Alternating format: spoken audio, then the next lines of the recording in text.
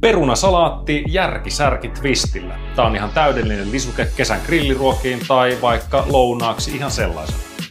Aloitetaan hienontamalla punasipulia ja kuutioidaan suolakurkut. Nää tuo salaattiin mukavaa rapeutta ja makua. Seuraavaksi kuutioidaan keitetyt perunat sopivan kokoisiksi paloiksi. Käytä mielellään hieman jäähtyneitä perunoita, niin ne pysyy paremmin kasassa. Sitten lisätään järkisärkisäilyke. Tämä kotimaisesta luonnonkalasta valmistettu herkku antaa salaattiin upean makuvivahteen ja tekee siitä ruokaisan. Valmistetaan kastike sekoittamalla kermaviili, sinappi, suola ja pippuri. Tämä yhdistelmä sitoo salaatin ainekset yhteen ja tuo kermaisuutta. Kaadetaan kastike perunoiden, sipulin, suolakurkun ja särjen päälle. Sekoitetaan varovasti, jotta kaikki maut sekoittuvat tasaisesti. Viimeistellään salaatti tuoreella tillillä.